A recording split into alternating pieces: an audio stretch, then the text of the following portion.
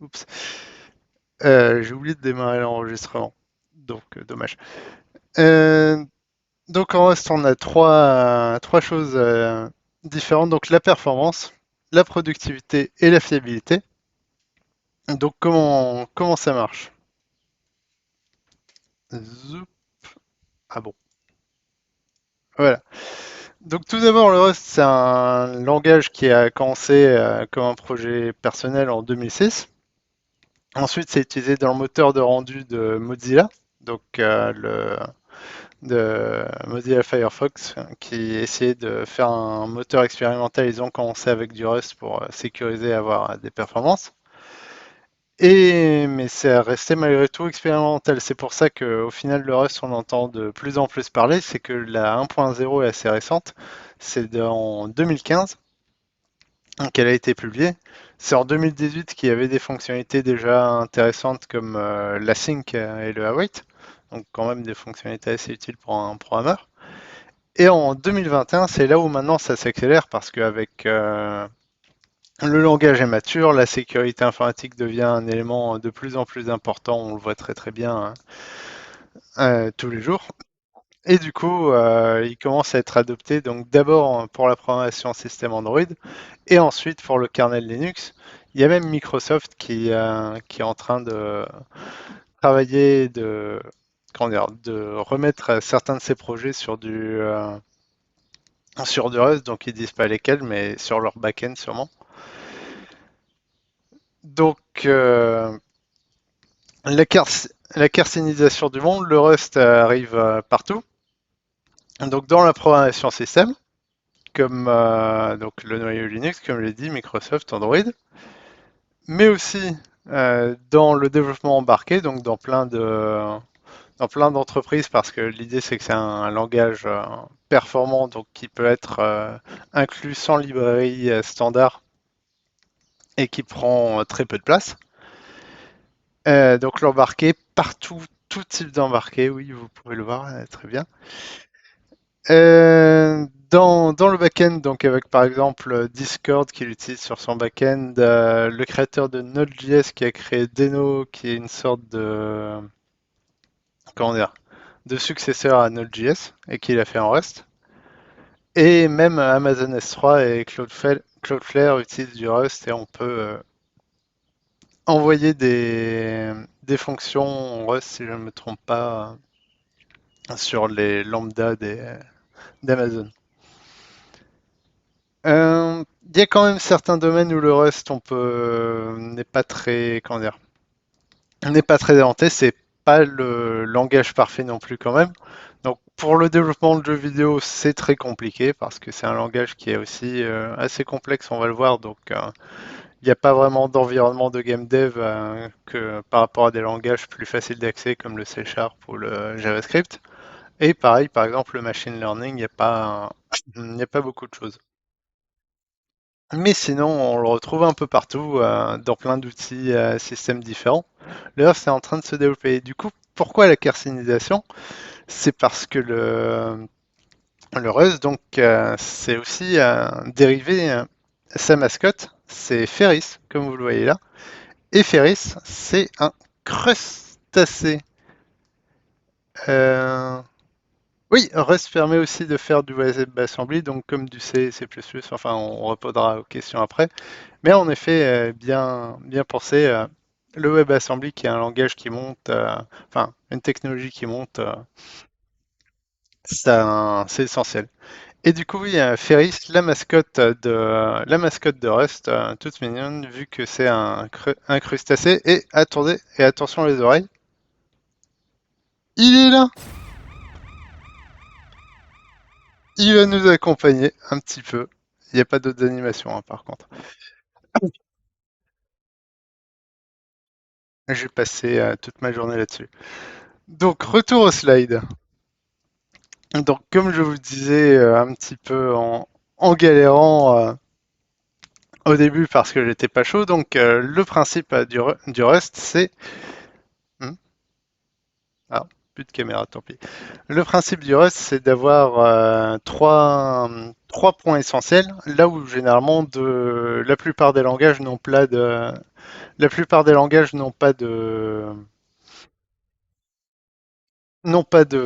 pardon, excusez-moi, je me reprends, voilà. Je lisais le chat en même temps.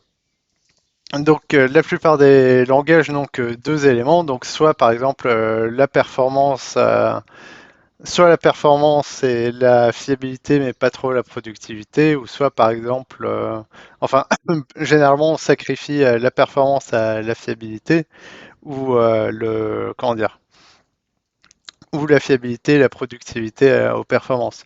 Alors que là, justement, en Rust, on a donc trois éléments. Donc la performance, vu que c'est un langage qui doit être rapide, donc pas de runtime, pas de garbage collector et des abstractions zéro coût. Donc le principe, c'est que c'est un langage où on ne peut normalement pas mieux coder si on le faisait en assembleur, c'est-à-dire que quand on fait comment dire, des fonctions qui semblent compliquées, tout ça avec par exemple des templates et autres, c'est le compilateur qui va optimiser ça pour générer le meilleur code possible.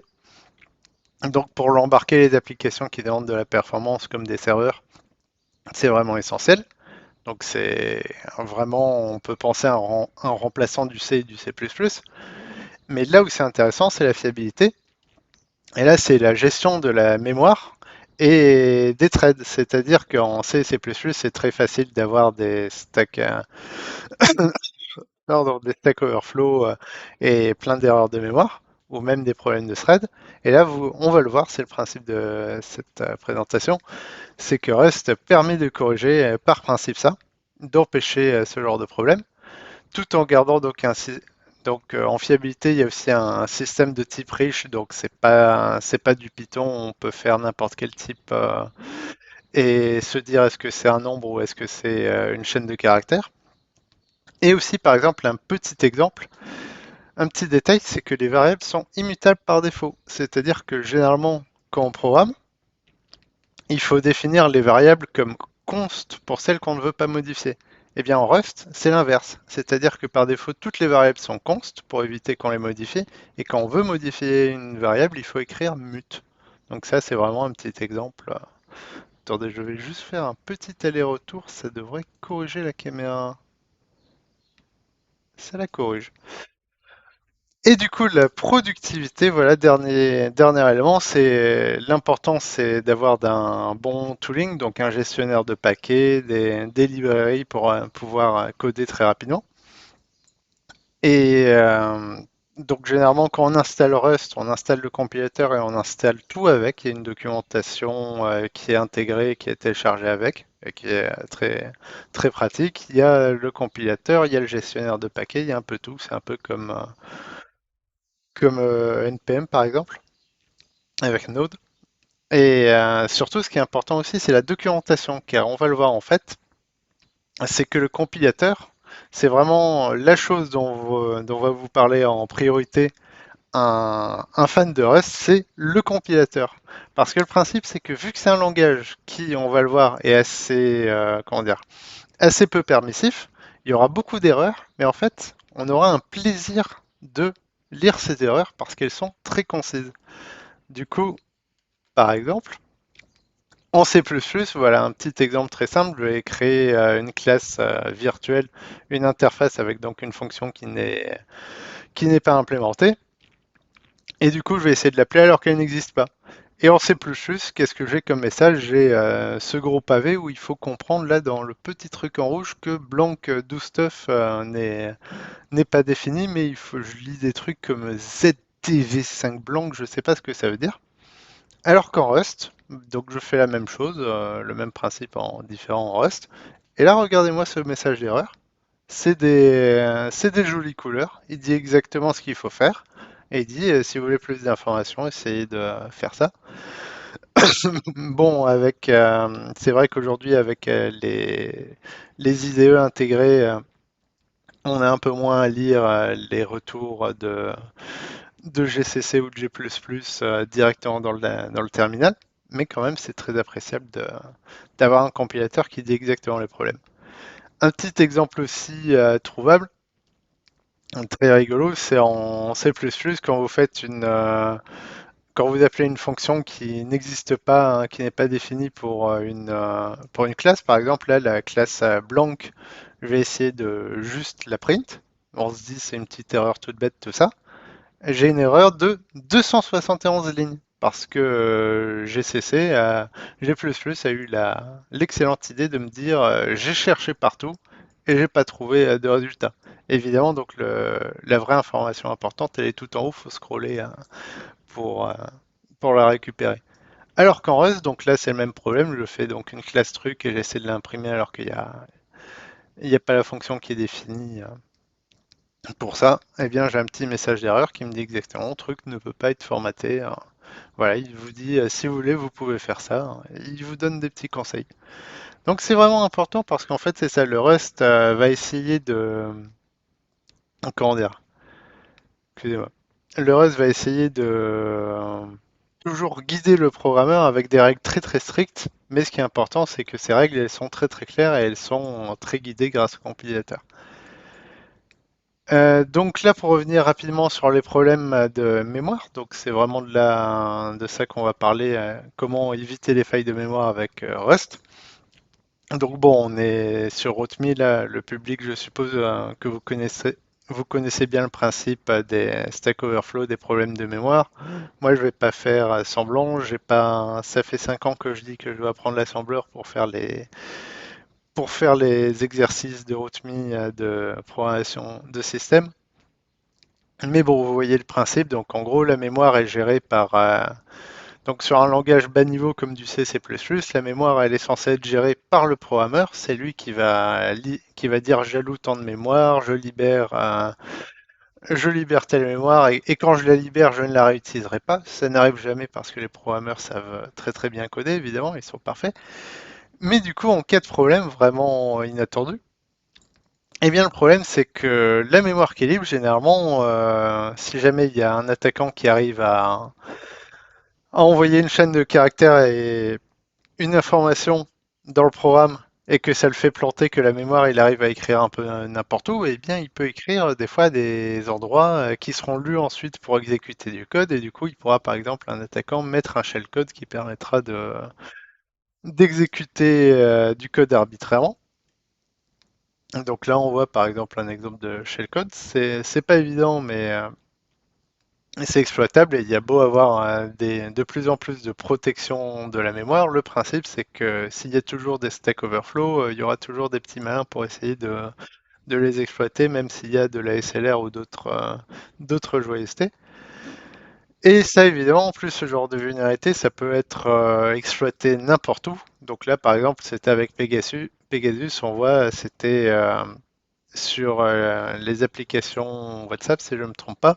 Tout simplement une vidéo, généralement, un décodeur de vidéo avec une vidéo invalide. La mémoire va être corrompue et là, on pourra avoir élévation de privilèges et exécuter du code sur le téléphone portable et accéder à toutes les informations confidentielles. Et du coup, aussi une erreur justement qui est liée, c'est le nul. Tout simplement. Le nul, ça, là, vous pouvez voir en bas à droite, c'est à Anthony Ho, le créateur de la null reference. Et ben, il est très, comment dire, il s'en veut terriblement. Il a lui-même appelé ça l'erreur à 1 milliard de dollars. Parce que tout simplement, il avait inventé ça pour un vieux langage, l'algol, et il s'est dit rapidement, bah, des fois c'est bien, ma variable elle n'est pas initialisée, du coup il faut bien vérifier si elle est initialisée ou pas, donc il a créé le type nul. Donc on se dit c'est pratique, sauf que bah, c'est pas vérifié c'est jamais vérifié, donc il suffit d'une erreur de programmation. Regardez là en 2 lignes, je fais je fais une erreur de mémoire tout simplement parce que j'essaie d'imprimer nul. Et là du coup comportement indéfini évidemment. Donc ça crache, bon là on peut pas l'attaquer évidemment, on peut pas l'exploiter, mais ça arrive tout le temps. Et il y a tout le temps des problèmes de nul, donc il y a de la mémoire qui est déjà free et qui est double free. Une deuxième fois, il y a des pointeurs, des références qu'on avait, qu'on pensait qu'elles survivaient, mais en fait elles ont été free avant et du coup maintenant elles sont nulles ou elles pointent vers de la mémoire invalide. Enfin plein d'informations, plein de choses qui font que, c'est autre chose, mais plein de choses qui font que nul, c'est vraiment un problème qui peut causer, comment dire, beaucoup de problèmes de mémoire. Et du coup, le reste a une solution, c'est tout simplement les énums. Les énums, donc vous connaissez ça en C++ aussi ou en d'autres langages, c'est tout simplement un pattern, c'est soit tout simplement soit none, soit quelque chose, donc soit il n'y a rien, soit quelque chose. Sauf que du coup, il y a un pattern matching. Et le pattern matching, donc, ça veut dire qu'il faut tester toutes les possibilités. Donc là, quand je fais une fonction plus one, qui prend donc un type option, il faudra vérifier si la variable est none ou si elle contient quelque chose. Et là, on fait quelque chose.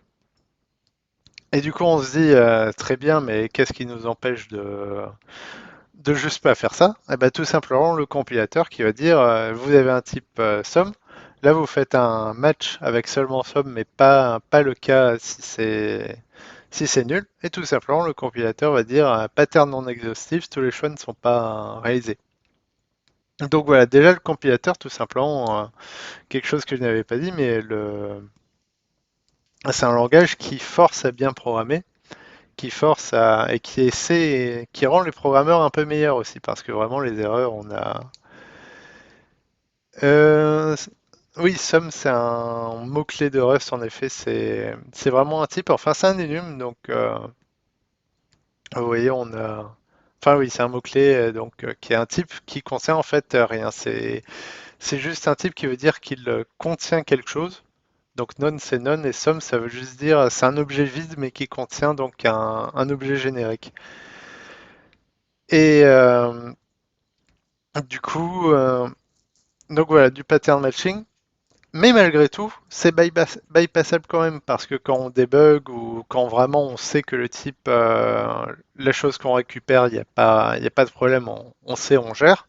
On peut faire tout simplement pour gagner une ligne un unwrap, donc un wrap qui va récupérer la valeur.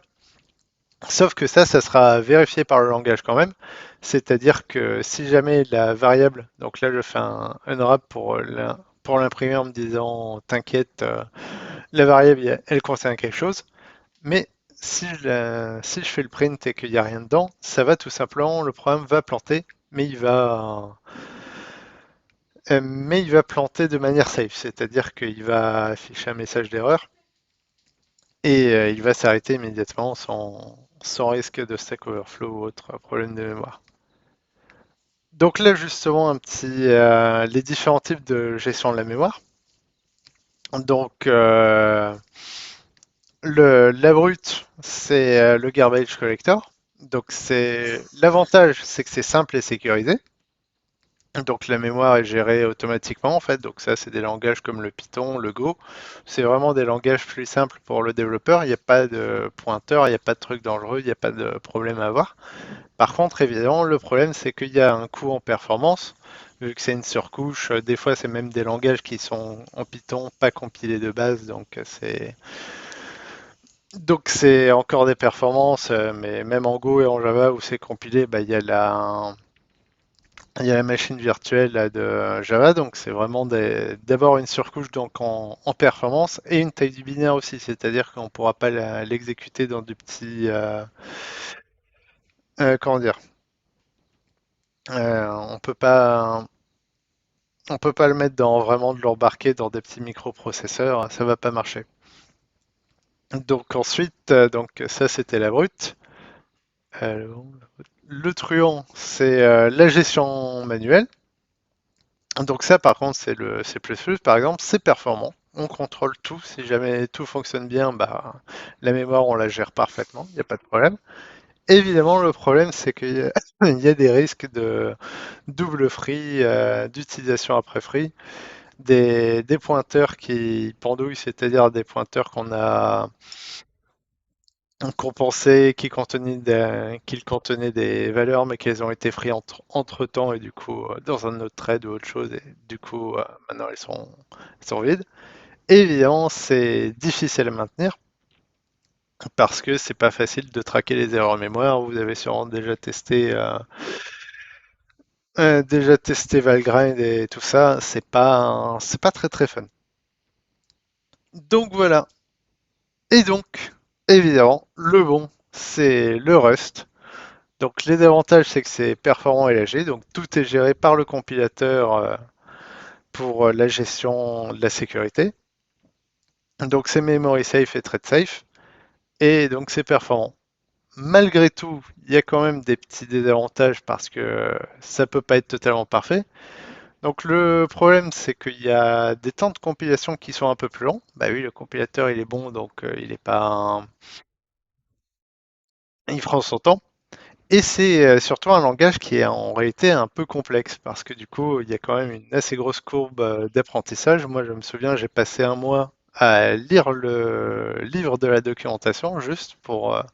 C'est une très bonne documentation, mais du coup, en un mois, j'ai fait un petit peu des tests et au bout d'un mois, j'ai compris le principe du langage parce qu'il y a vraiment des nouveaux principes qu'on n'a pas l'habitude en tant que programmeur, que là, je vais vous présenter, mais qui sont très intéressants, mais assez difficiles à appliquer en pratique, même si c'est pour notre bien.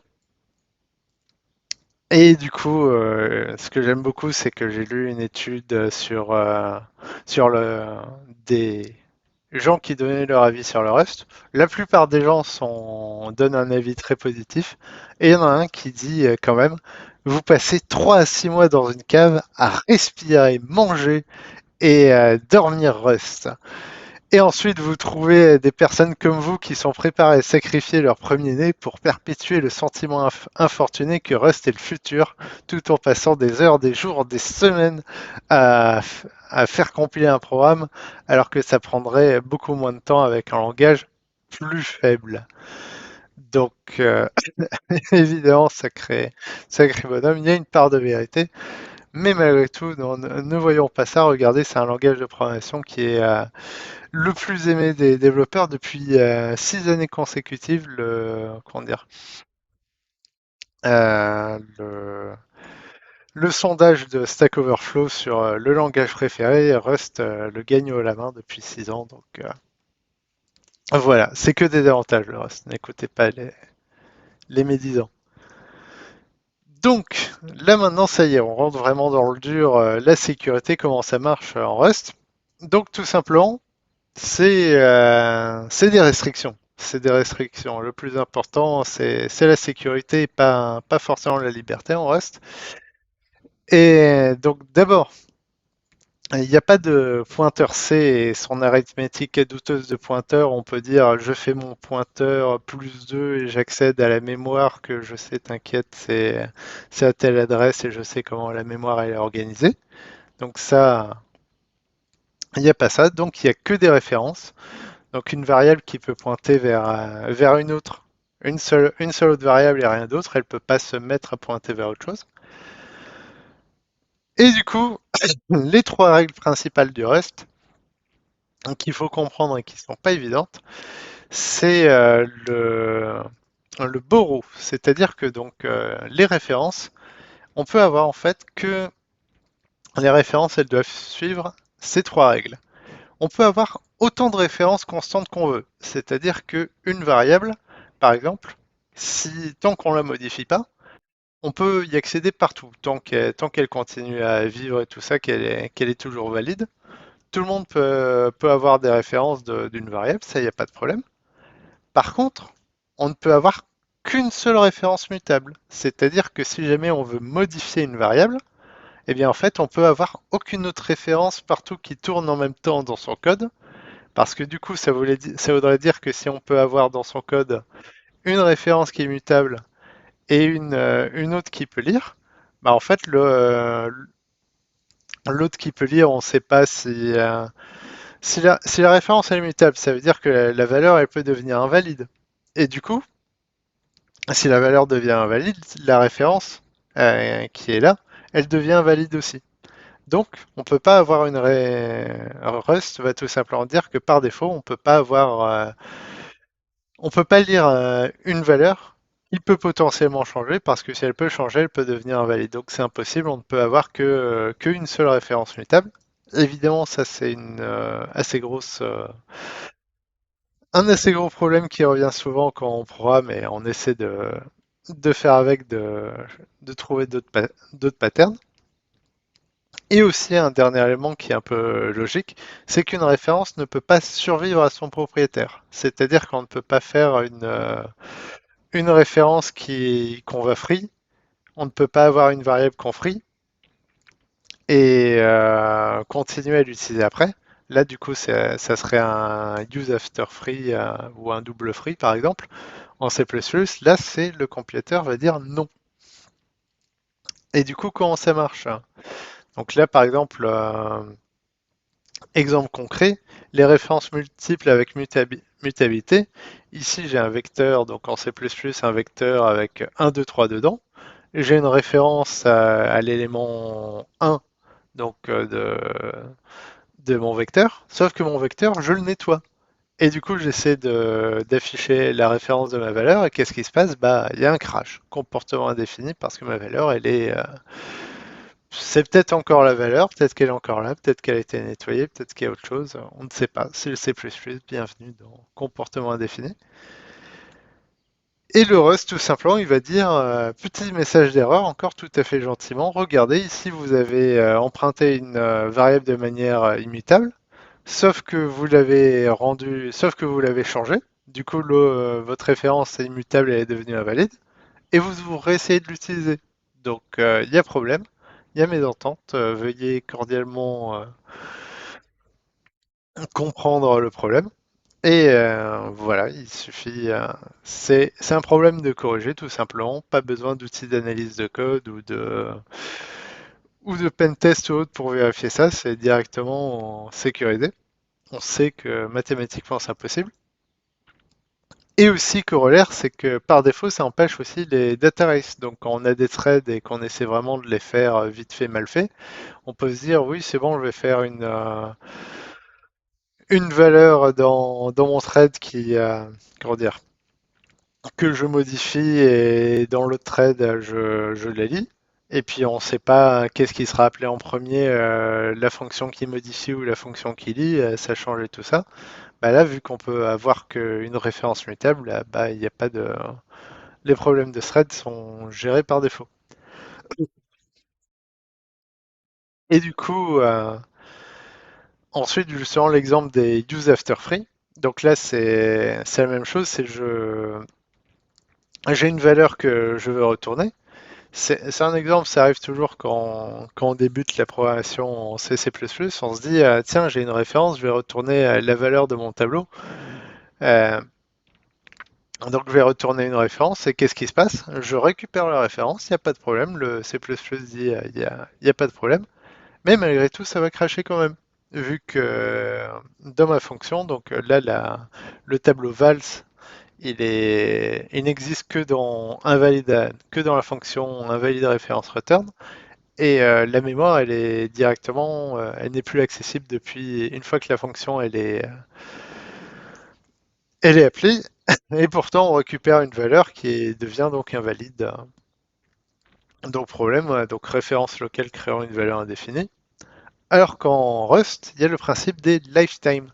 Donc les lifetime, c'est tout simplement le compilateur qui va automatiquement détecter les blocs de code et il va vérifier si une valeur, elle est dans quelle est sa durée de vie, et si elle sort d'un bloc de code où on sait qu'elle n'est plus, elle est invalide, eh bien les références n'auront plus accès à cette variable en dehors du bloc de code où elle est disponible.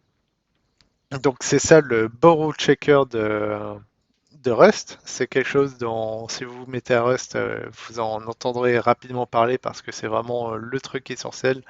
Et il y a beaucoup de gens qui se battent contre surtout ce borrow checker parce que des fois il est un peu taquin. Justement, petite limite, là on va faire une fonction très très simple. On se dit, je vais faire une fonction qui retourne la chaîne de caractères la plus longue entre deux chaînes de caractères. Attention, mais il retourne une référence à cette chaîne de caractères. Donc on va dire naïvement, je vais faire une petite condition. Si machin est plus grand, je retourne X, sinon Y.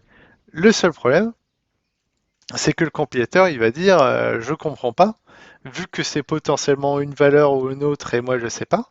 Peut-être que X elle sera utilisée pendant toute la durée du programme, alors que Y on va s'en fiche, ça va pas durer. Et du coup, vu qu'on ne sait pas combien de temps elle va vivre la variable, et ben, le compilateur il est perdu, il fait au secours.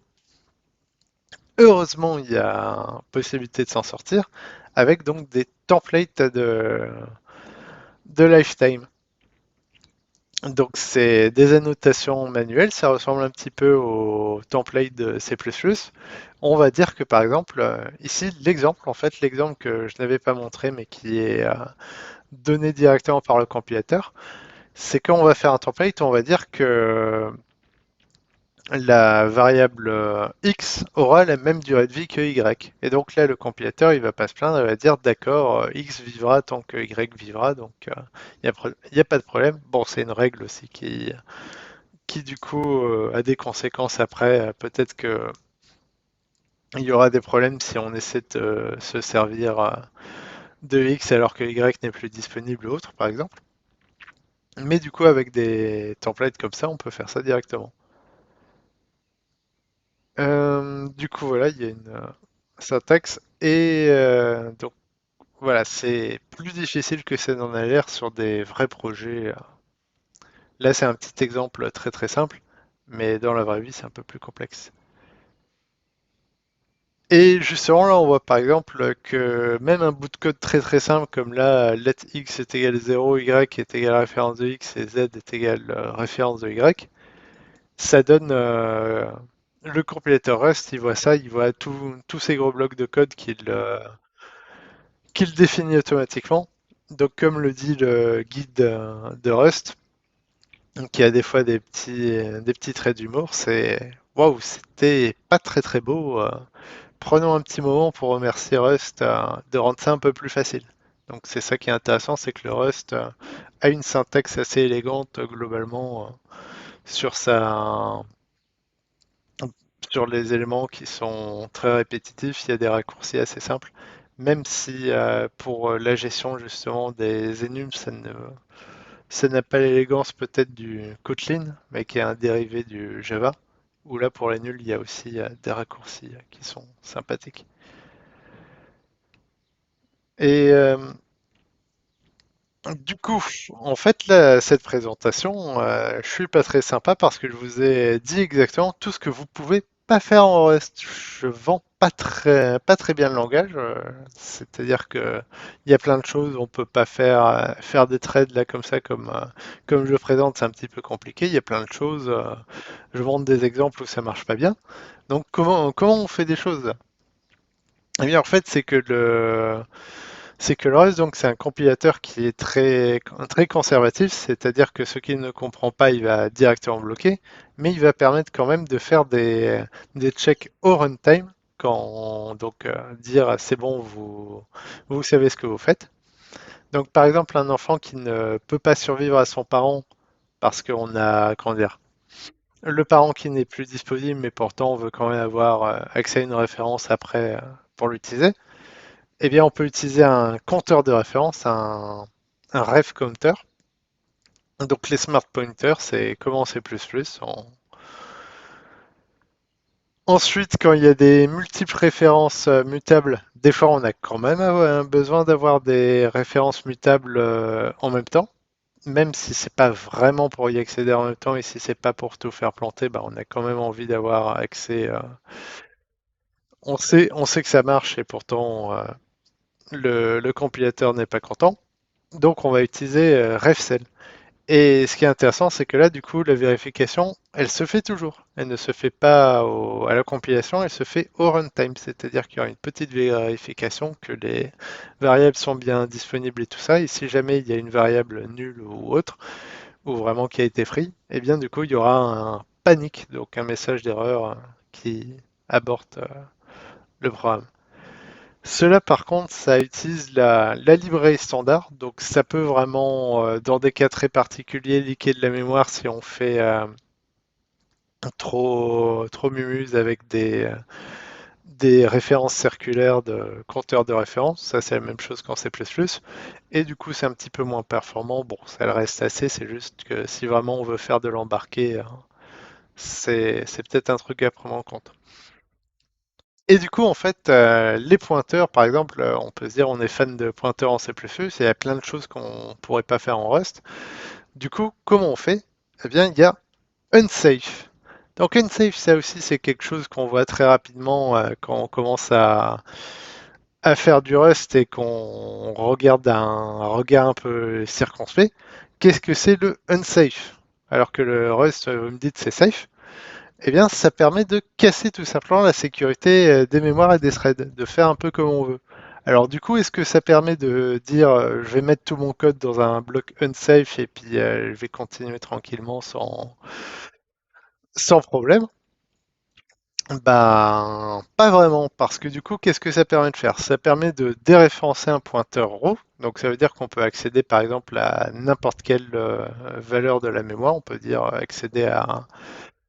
Ça peut être utile par exemple dans un boot, comment dire, dans l'embarqué, on sait qu'il y a tel élément à tel élément à récupérer dans la mémoire, quand on crée un système d'exploitation, par exemple. Enfin, il y a plein de raisons tout à fait légitimes. On peut appeler une fonction ou méthode unsafe, donc ça c'est logique en fait. D'ailleurs, le Rust par défaut, on peut le dire très conservateur parce qu'il ne considère pas safe tous les langages étrangers comme le C ou le C++. Donc voilà. Et ensuite, avec unsafe, on peut accéder ou modifier donc une variable statique mutable. Donc les variables statiques, c'est les variables globales globalement. C'est mal, mais des fois il y en a besoin. Accéder au champ d'une union, donc ça c'est une sorte, l'union c'est la structure, sauf que tous les éléments sont liés en mémoire et des fois ils sont pas initialisés, donc faut savoir ce qu'on fait. Et en fait, c'est tout. C'est-à-dire que l'unsafe, on se dit, est-ce que si jamais le borrow checker, donc la gestion des références et tout ça, c'est chiant, est-ce que je peux tout mettre dans un bloc unsafe? Eh bien non. En fait, toutes les autres sécurités, elles sont gardées malgré tout.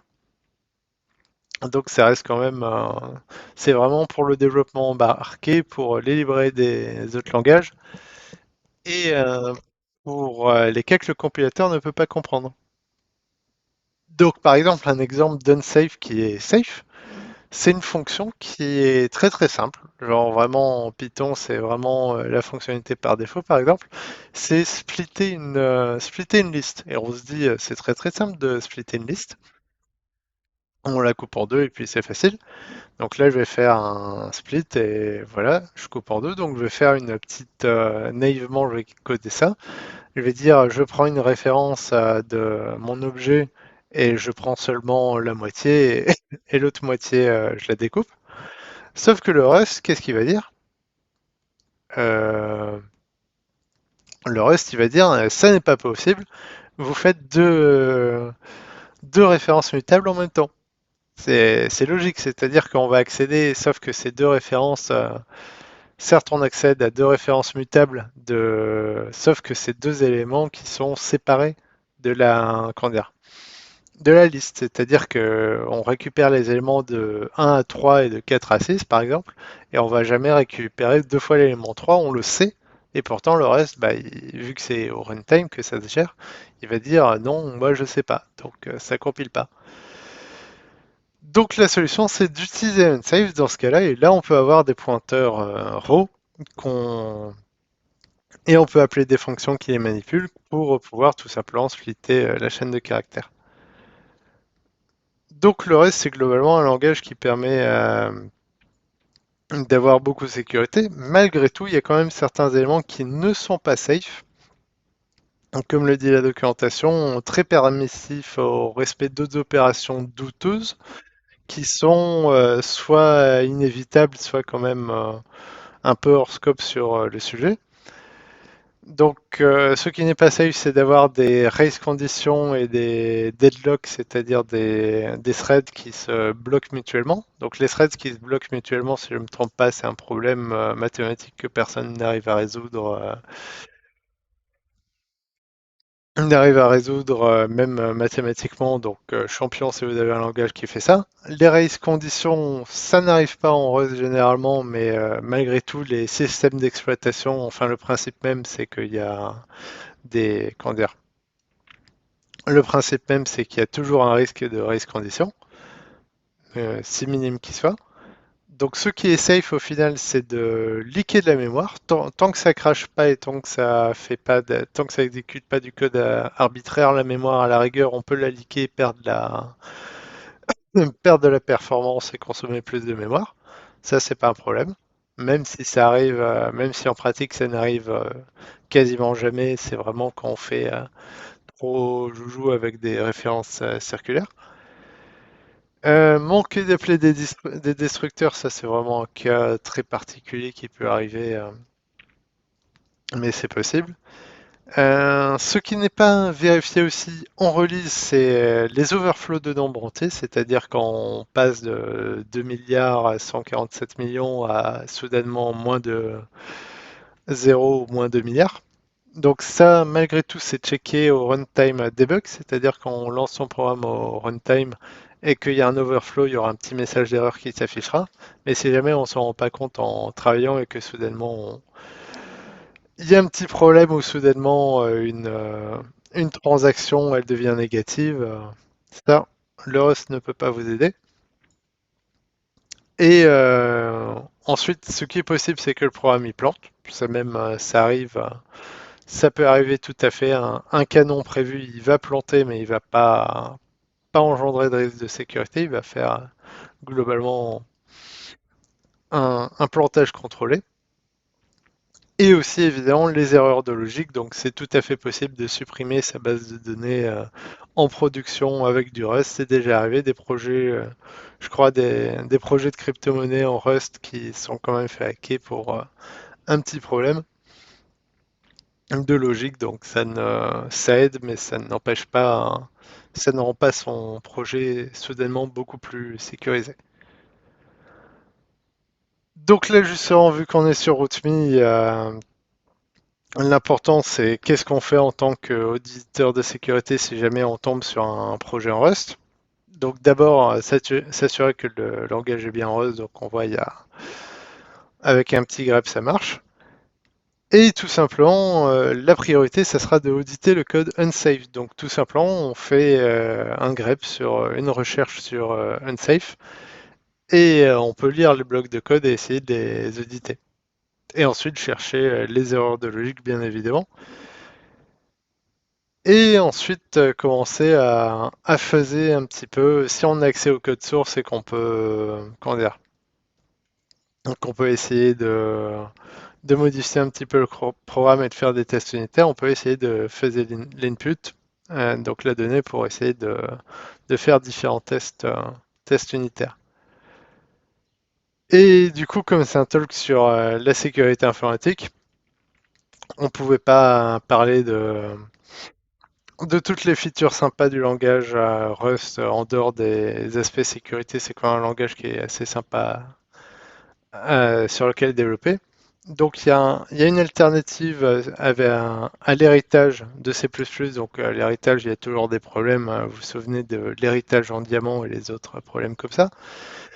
Donc là, c'est les traits. Le principe, c'est des fonctions qui sont, comment dire, un trait, c'est une interface globalement. Une classe peut implémenter tel trait. Du coup, elle va devoir implémenter telle variable, telle fonction qui sont appelables avec tel paramètre. Et ensuite, elles seront appelables. On saura que la classe, elle implémente tel trait. Des méthodes par défaut, donc il y a un peu tout. Il y a par exemple une chaîne de caractères, on peut faire matcher une regex dessus. Il y a des méthodes qui permettent de faire un peu comme en Python, mais avec peut-être une syntaxe un peu moins élégante, faire des manipulations sur les vecteurs. Donc par exemple, faire des conditions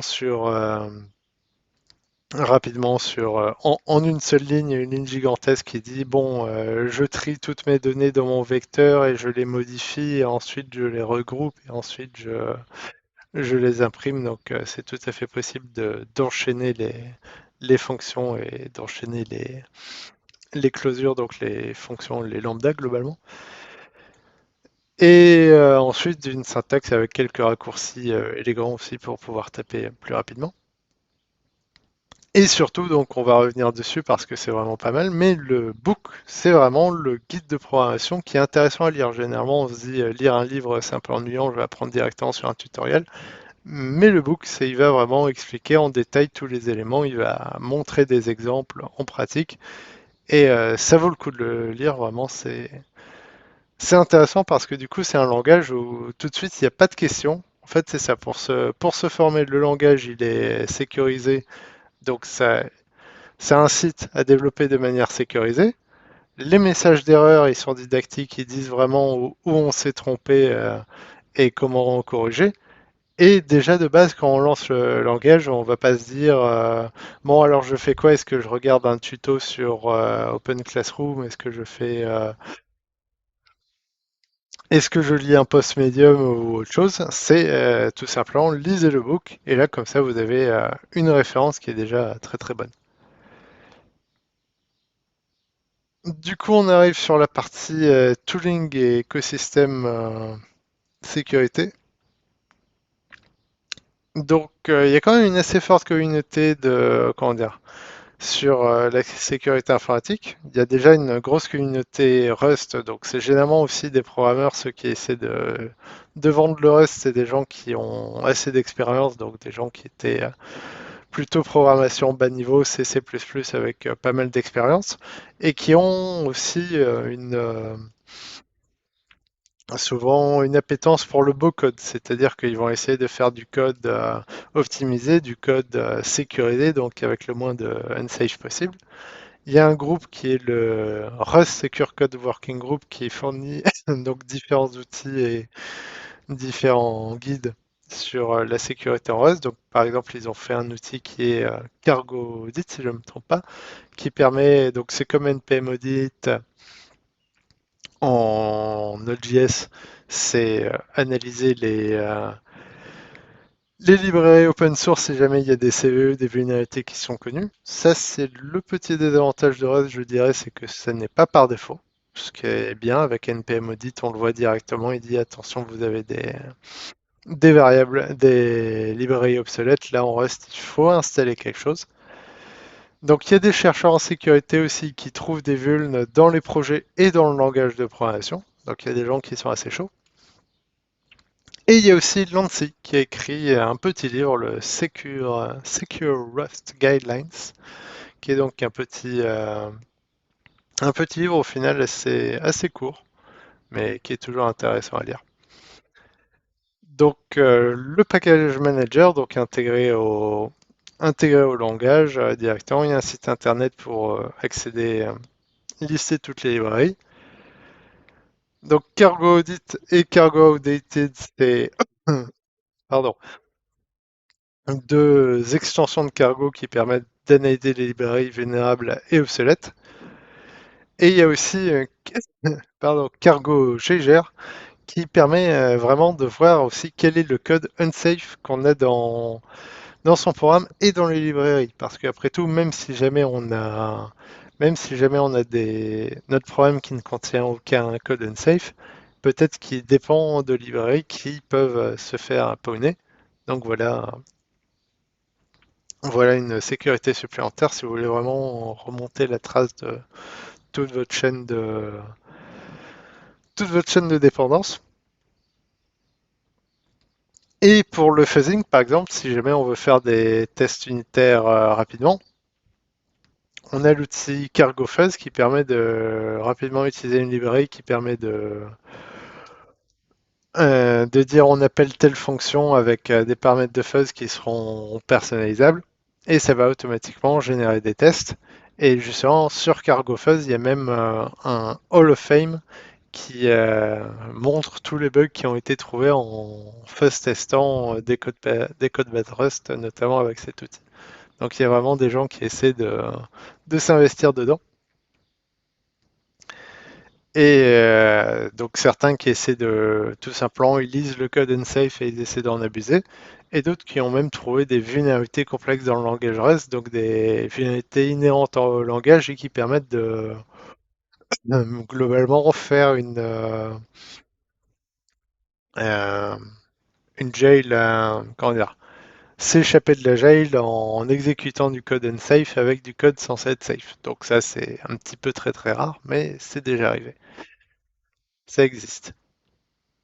Et du coup, voilà, on arrive à la fin de cette présentation. Du coup, les sources, c'est principalement tous les exemples que j'ai donnés en Rust. Ça sort directement du book, finalement. Je vous ai donné un petit extrait et je vous ai donné un petit aperçu, mais c'est vraiment très très bien écrit. Et ensuite, il y a d'autres books. C'est ça, une fois qu'on a fini de lire le book, il y a d'autres books comme le Rust by Example, ça peut se faire pas à côté en apprenant. Le book, c'est un peu la théorie et by Example, bah, c'est la pratique qui permet de ne pas lire pendant un mois sans coder. Le Rustnomicon, c'est vraiment les arcanes de Rust, comment ça fonctionne et tout ça. Et ensuite, du coup, autre source, donc l'étude très intéressante sur les retours des différents développeurs Rust, comment ils ont ressenti ça. RustSN.net pour les petits crabes mignons de la présentation. Et source, sinon Stack Overflow, Internet et Vivant. Voilà, voilà, mais attendez, du coup, donc voilà. Est-ce que vous avez des questions? Et surtout, posons-nous tranquille. Et on va dire, allons un petit peu au salon. Est-ce que vous avez des questions?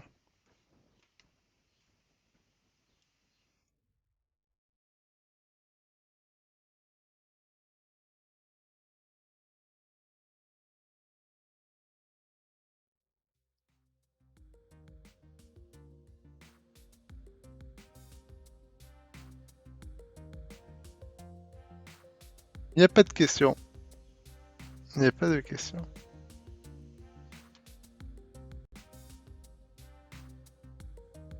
Bon, bah très bien. Je me suis un petit peu embêté pour ce plateau de stream. Si vous voulez, je peux vous envoyer des logos de Rust. C'est cadeau. J'aime le Rust.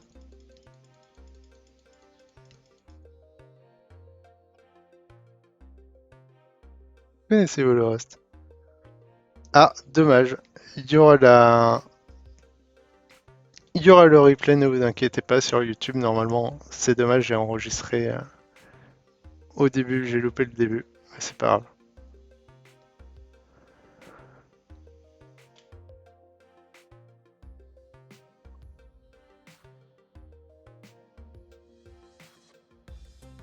Donc voilà. En tout cas, ravi d'avoir pu faire C'était bien? Bon bah super. J'avoue que j'ai un petit peu peut-être cherché mes mots. Mais bon, je connais le sujet quand même, donc ça va.